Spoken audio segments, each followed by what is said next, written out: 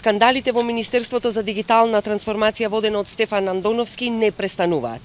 По тендерот добиен од сопругот на државната секретарка Клинчарова, сега јавноста дозна за нов тендер вреден 600.000 денари, кој по информации од свиркачи се сомневаме дека бил доделен на фирма поврзана со родителите на вработен во IT секторот. ДПМН почитувани не го негираше тендерот, туку го потврди, а Андоновски досега молчи.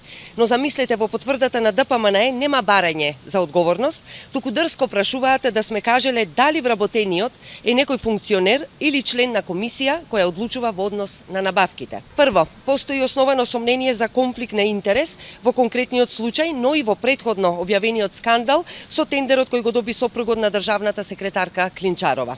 Подсетуваме дека на крај на секоја постапка за јавни набавки се потпишува лична изјава за непостоење на судир на интереси за истата. Од тука основани се сомнежите за непотизам, судир на интереси и злоупотреба на јавните пари. Бараме и Државната комисија за спречување корупција да го прошири предметот кој рече дека е отворен за Андоновски и да информира јавноста за резултатите од постапката што веќе ја води. Го повикуваме јавното обвинителство веднаш да отвори истрага за сите тендери во Министерството за дигитална трансформација.